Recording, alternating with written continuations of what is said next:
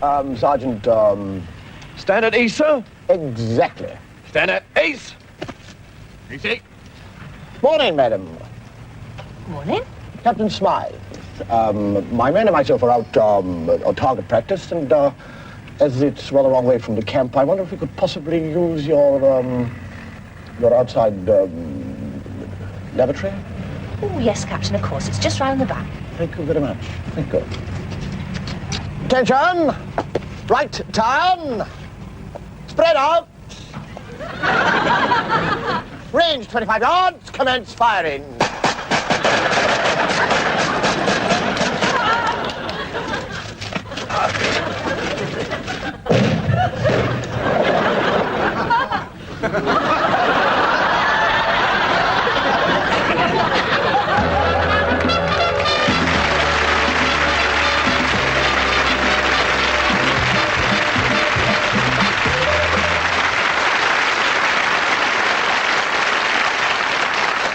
Thank you very much and good evening and welcome to the show. One of my favourite parts of England, the part of England that I enjoy much more than anywhere else, is the West Country. I love the West Country because they're very gentle people, and they're very soft. They've got a nice, casual way to life. And I was down there and I said to a West Countryman, I said, tell me, why are you much more gentle in your approach to life in this part of the world than they are all over England?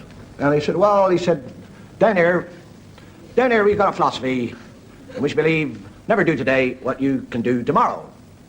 You're Irish. You must have a very similar sort of policy over there as well. I said, yes, we do, but it doesn't have the same sense of urgency. You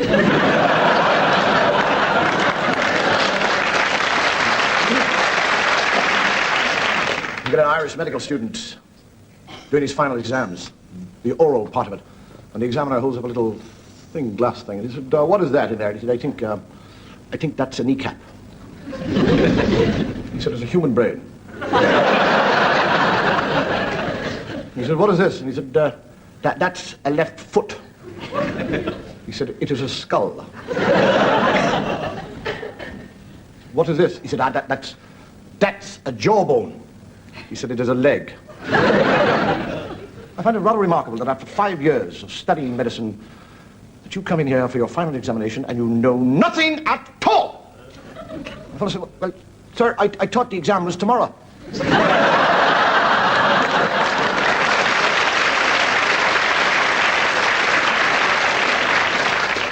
There's a fellow in the bar. Another fellow goes up and he says, what's that big purple mark on your face there? He said, that's a birthmark. He said, how long have you had it? You get a fellow got a bang in the nose, on the top of the nose, and he's in the pub, and everybody he talks to, they all come up to him and said, what happened to your nose? He said, I got banged on it. And somebody else comes up and he says, what happened to your nose? He said, I got banged on it. And after about 18 times, he's sick of it. Somebody else comes up and says, what happened to your nose? He said, I bit it. So how the hell did you do that? He said, I climbed up on a chair.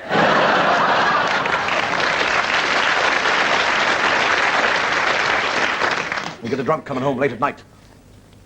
Goes in the front door, and his wife is sleeping upstairs, and suddenly she's woken up by this terrible crash. And she said, what's going on down there? And I said, the goldfish attacked me. The other people I was talking to one says, do you know what I've done? I have crossed my bajigar with an eagle. And they've given birth to a baby. And I've called it Bugle. And he's yellow. And he's stooped all over. And he's 4.5 feet tall. And he sits in a big cage, and his friend says, does he sing? He says, of course he doesn't sing. He sits there occasionally and goes, tweet!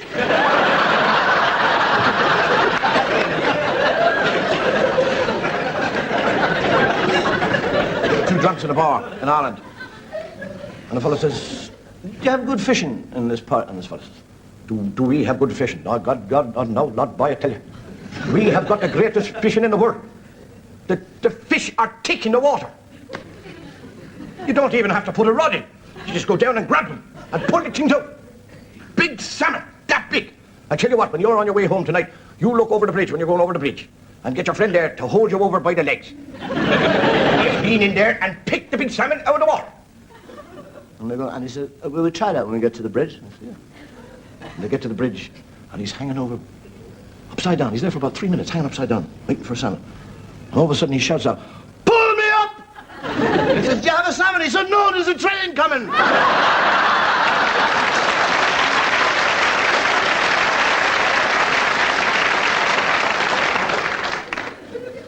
The orchestra. You get the orchestra, which has a reputation for being very undisciplined, very bad. And consequently, a new conductor is brought in, and he stands on the podium, and he looks at this orchestra, and he says, all right, well, things are going to change now that I am here in charge. This orchestra is going to have a completely fresh look.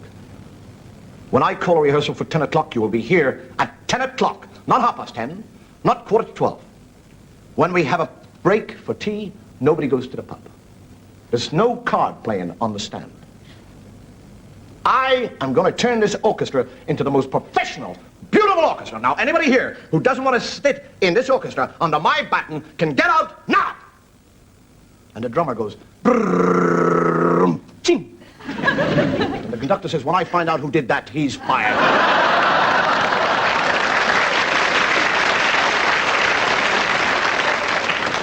You get the other two drunks talking at once and say, he says, how do you get down from an elephant? You climb down. He said, no, you don't. He said, well, you slide down his tail. He said, no, you don't. Well, you say, hey, Jumbo, up trunk, and he puts your trunk up, and you say, down trunk, and he takes you down with his trunk. He said, no, you don't. He said, well, you give him a punch in the ear, and when he's falling over, you jump off him. He said, no, you don't. He said, well, how do you get down from an elephant? He said, you don't get down from an elephant, you get it from a goose.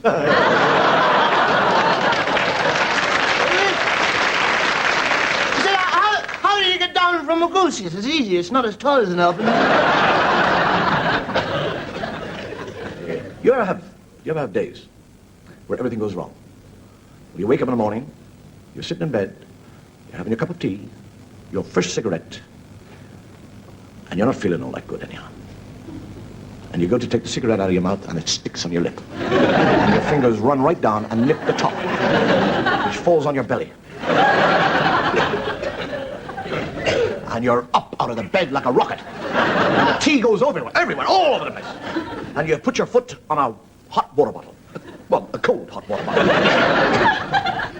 And you watch a jet of water about 6 foot streak across the room onto your dressing gown.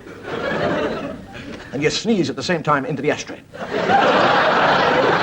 And you're covered in ash. And your dressing gown is all white, so you put your wife's dressing gown on. And you're looking in the mirror trying to get the ash out, and you're going...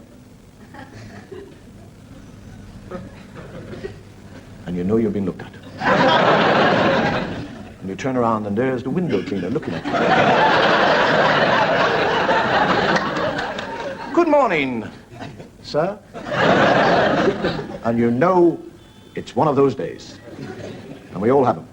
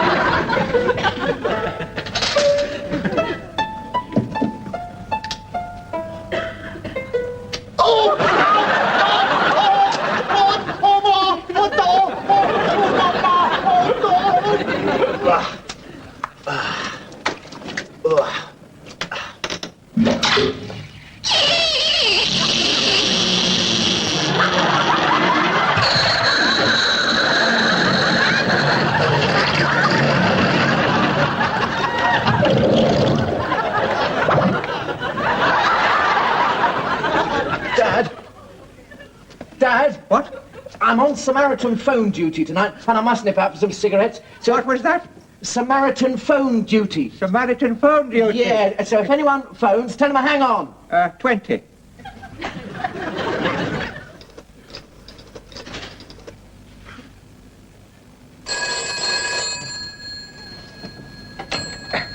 Hello, Samaritans here. Can I help you? Not exactly. You won't remember me. Samaritans here. Can I help you?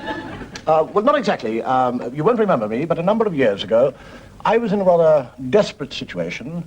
I rang you up. You were so helpful. You were actually very, very wonderful. And Samaritans here. Can I help you?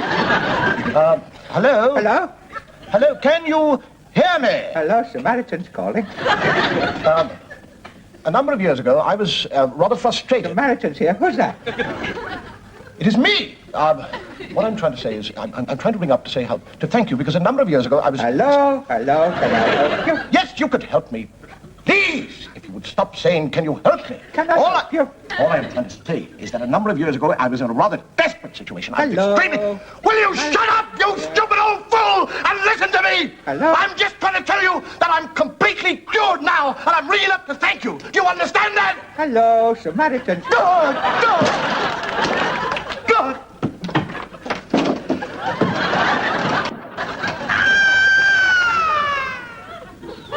Now, take it easy and don't do anything silly.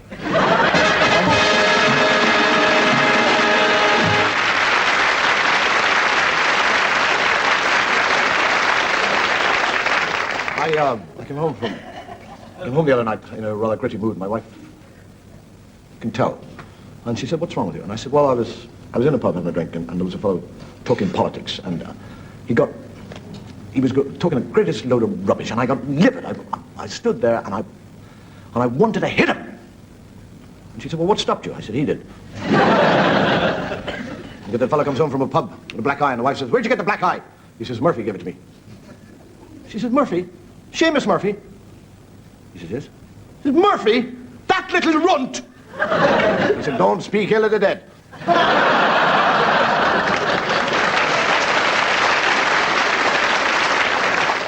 There was a character telling me that he had found actually the way to commit the perfect crime. He was going to kill his wife, but not with arsenic, or strangulation, or mock suicide. He was going to kill her by making love to her. He was going to make love first thing in the morning. He was going to make love before breakfast, during breakfast, after breakfast. Halfway through the morning, halfway through the afternoon, after tea, late at night, in the morning, any time. He would keep on making love, and she would die from making love. And I met him 4 months later, and he's sitting in his wheelchair.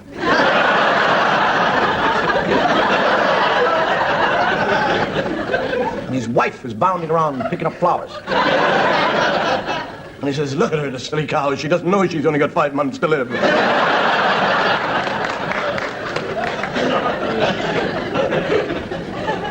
We live in a society which, for some reason or another, violence is on the increase.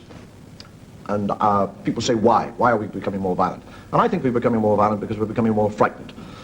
And people, to combat this fear, they go off and learn the martial arts, the art of self-defense, and therefore they become bigger and stronger. And then people become frightened of them, and they go off and learn how to defend themselves. And I think it's all rather silly, because if nobody knew how to defend themselves, nobody would attack. And if you don't agree with that, you're asking for a smack in the mouth. But in the serious business of self-defense, a little knowledge is a very, very dangerous thing. Now, Oshural method by numbers. Okay. Number 1. Hey! Hey! Good, good. Number 2. Hey! Hey! Ha! Hey! Hey! Ha! All numbers. Number 1, number 2, number 3. Ha! Ha! Ha! Ha! 71. Hey! 82. Ha! Ha! Ha! God. You ready to order, sir? Oh, yes, I think so. What would you like, darling? Oh, I'd like some sweet and sour. Oh, splendid. And I'll have some of that, and that would be rather nice, and fried rice for 2. That'll be number 8, 20, 28, 40, and 54. Number 8! Number 20! Number 28! Number 40! Number 54.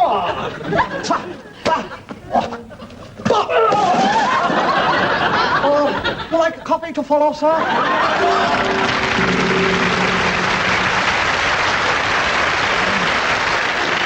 You get Bruce and Cecil meet one another. Cecil is on crutches. And Bruce says, "What happened to you, fat fellow?" He said, "Well, I was having a drink last night. And a very big, butchy fella came in and stood beside me. And I said, 'Would you like a drink?' He said, 'Yes, I'd like one.' So I bought him one, and he bought me one. And then we bought one another drinks all night. And then I said, 'Would you like to come back to my place?' And he said, 'No, you'd like to come back to my place.' So I went back to his place. And he lives in this big block of flats just there. And he went in, and I said, 'You're a big, strong man.' And I gave him a kiss, and he picked me up, and he threw me out the window. I said, 'What floor was that?' And he went, 1, 2, 3, 4, 5, 6. 'Hello, I'm not angry with you.'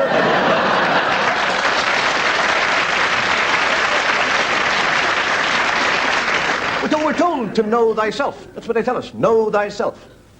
I think it's much more important to know your neighbors. I mean, we all know our neighbors, but do we really know them? Because people are strange. There's an expression in which to say that all the world is queer, except ye and me. And I'm not too sure about ye. Come to think of it, I'm not too sure about me. There we are, sir. Oh, thank you. Thank you very much. Cheers. How's it going then? Oh, quite good. Wife well? Yes, thank you. Yeah. How about the garden, eh? Yes, well, my doves have been out. You're very well. That's right. Amazing, absolutely.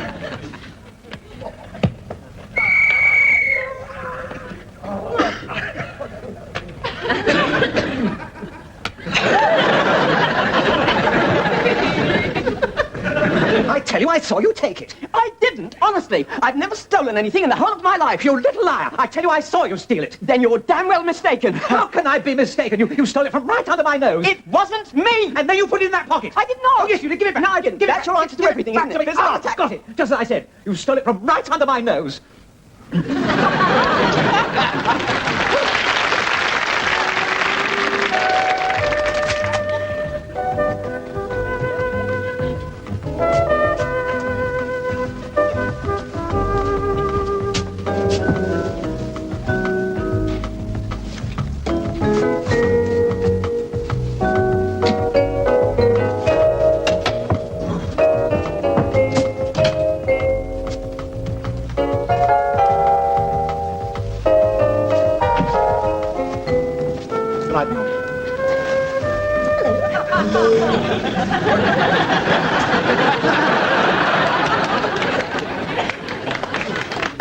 I, Dr. Jekyll, am gradually losing control to Mr. Hyde. He is getting stronger and stronger. He's taking my whole being over.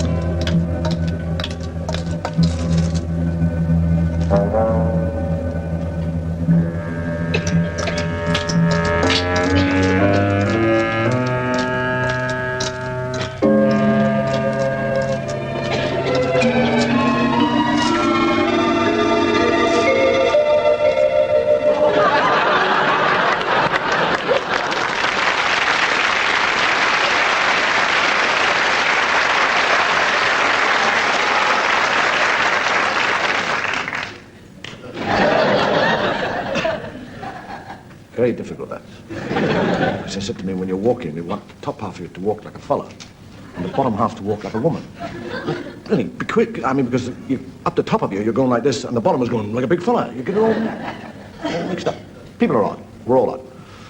And the other thing about people is when they see the show and they don't like it, they write and tell us about it. And people who see the show and like it, very, very seldom write. But I've had one very complimentary letter from a religious body, which, if I may, I'd like to read. And it says, "Dear David, I'm just a brief note to say thank you, especially for all the religious sketches, which give us great pleasure. Being in the religious business ourselves, naturally we see the humour of the situation. And we would like to say that we are not at all offended by the sketches regarding the confessional box, priests, nuns, coffins, and even the Pope falling backwards. May we wish you continued success. Best wishes, Rabbi Bernstein."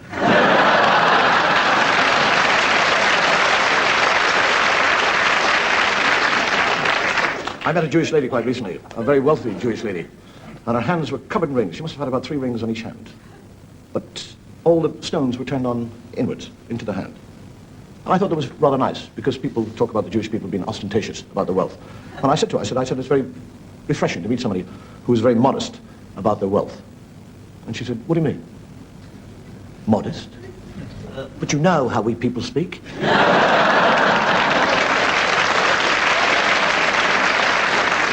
I got a Jewish fellow who goes to the synagogue, kneels down and prays and said, God, my son has gone to Jerusalem and come back a Christian." A voice from heaven said, "It's funny you should say that."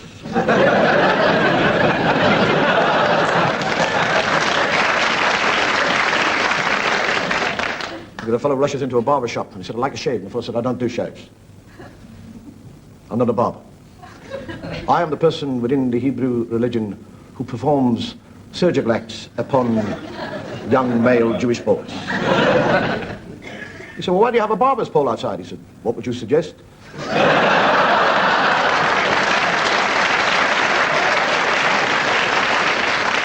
You get the rabbi talking to the Pope. And he said, is it true? Is it true that all the people who began the Christian church were Jewish?" And the Pope said, "See." He said, "Your Lord was Jewish."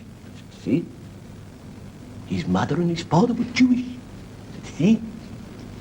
"The apostles were all Jewish." "See." "All the disciples, they were all Jewish."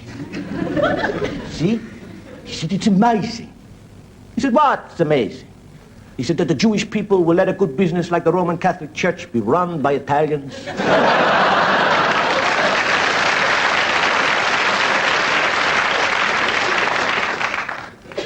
I think I mixed up my accents there, didn't I? Finished up with a Jewish Pope. And an Italian rabbi. Oh, well. Well, if the Jewish people can have a giggle at us, or we can have a giggle at them, they must in turn have a giggle back at us. "And it came to pass that on the 7th day the children of Israel were encamped at Agath Shiloh.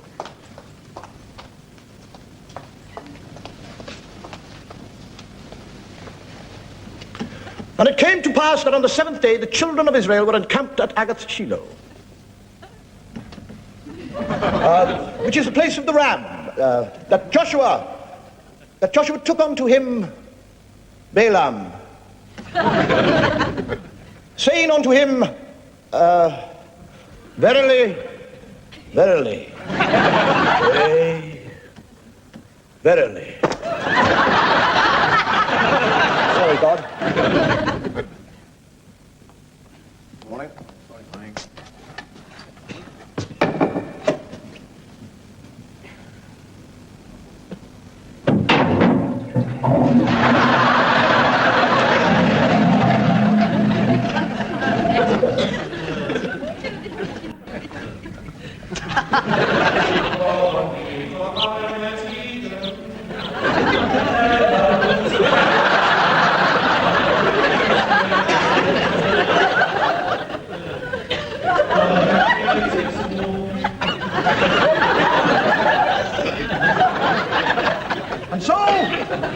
consider Samson, that mighty son of Israel. Great was his strength when he slew the enemies of the Israelites. And then he was tempted by woman and sapped of his strength. Until one day, laughed at and alone and blind, he stood between two pillars. And he prayed for the Lord to give him strength. And as he prayed, strength flowed back into his arms, and he pushed. Good evening, ladies and gentlemen, and welcome. You're probably wondering why I invited you, who are avowed atheists, to meet in the house of God. But we have with us tonight one of the greatest theologians of the Roman Catholic Church, a man who, by his powers of persuasion, has made many people see the light. He is renowned for his ability to convert the non-believer. You might say a success rate of 99%. I give you Father Quinn. Good evening, friends. Now, I want each and every one of you gathered here tonight to look into your hearts. And having looked, is there any person in this congregation who will stand up and definitely deny the existence of God? I do.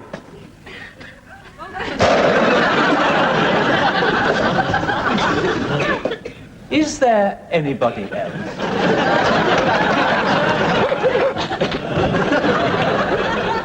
Songs of Praise tonight comes to you from the chapel of St. Engelbert's Monastery in Wapping. The monks in the choir are Trappists and have all taken a vow of silence. So here, the rendering of the Hallelujah chorus is St. Engelbert's Trappist Choir.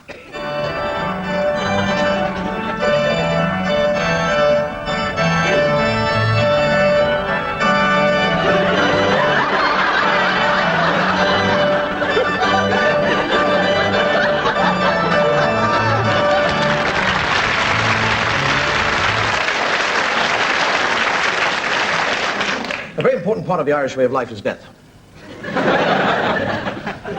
See, if anybody else, anywhere else in the world dies, that's the end of it, they're dead. But in Ireland, when somebody dies, we lay them out and watch them for a couple of days. It's called a wake. And it's a party, it's a send-off. And the fellow's laid out on the table. And there's drinking and dancing and all the food you can eat. And all your friends come from all over the place. And they all stand around the wake table looking at you with a glass in their hands and they say, here's to your health. And the terrible thing about dying over there is that you miss your own wake. It's the best day of your life. You paid for everything and you can't join in. Mind you, if you did, you'd be drinking on your own.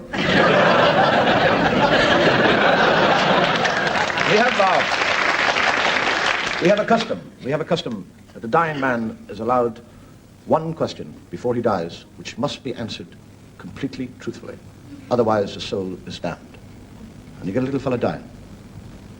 And he's got 4 sons, 3 of the biggest fellows you've ever seen in your life, and 1 skinny little puny nothing. And he's lying there and he's going, Mary, are you there, darling?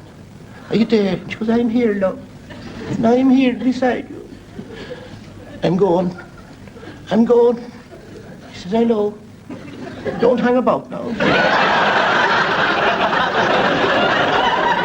Mary, before I go, I'm going to ask you the question. Tell me now. Tell me, is that skinny little runt standing at the end of the bed, is he really my son? She says, he is. Honest to God, he is your son. And he goes, and she goes, thank God he didn't ask about the other 3.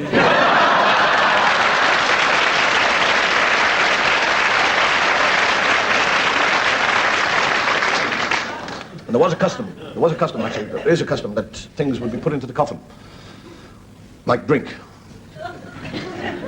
And people would drop a bottle of whiskey in and say, you can have a drink on the way. And people would drop in a lump of ham and say, you can have a bite on the way. And money was put into the coffin, because it might be needed.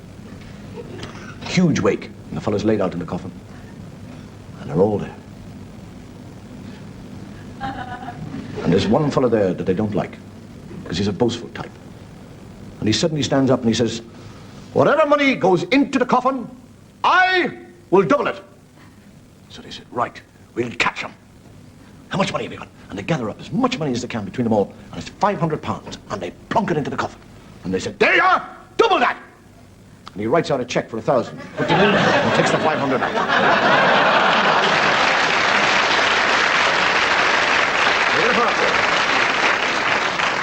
You get a fella, 93 years of age, he dies. And he was one of those people that lived a long life. Started off very tall, but as age gone on and on and on, he began to get more and more and more stoopy. And he finished him, like that. Total kind of curvature on his spine. And when he died and I went to lay him down, every time they laid him down, he came up again. And they pushed the head down, the legs come up. And they pushed the legs down, the head comes up. I said, what the hell are we going to do without that? He said, well, I'll tell you what, I'll go out and I'll take the strap off the donkey's belly. And I'll stick it under your man's waistcoat and I'll strap him down onto the table. He said, now that's what I call good thinking there. You have got a bit of the grey matter up there, boy. With a brain like that, you should have been a bus conductor. They get the strap and they stick it under the waistcoat and they strap him down. And the wake is going like that. And all of a sudden the priest comes in. And he's one of those fire and brimstone fellas. And he said, aye! And they all go, he said, I've been watching you. I have been watching you through the window. Drinking your man's drink. Telling him what a lovely fella he was. And for the last 25 years of his life, you have used him as an excuse for your vile, cruel, sadistical sense of humor. Because age had bent his spine. When he walked down the road in the morning, you didn't look at him and say, good morning, curvature of the spine. Did yous? Did yous? Yous didn't. And yous know yous didn't, don't yous? Yous do. You'd look at him and say, how are you going, Humpty? How's the hump, Hump? The weather going to be up or down today, Humpty? Yous dead. And while the priest is ranting and raving, there's a fellow under the table with a sharp knife cutting the strap. And after about 2 minutes in the heat of the room, the fellow on the table goes... Up he sits, the pennies drop from the eyes. The eyes open. The little breath of air in the lungs. And they all go... He's alive! Boom, out the window. Boom, out the door. The priest goes... He goes through the door. As he's going through the door, he catches his pocket the doorknob. And he goes... Let go, you Humpty back devil!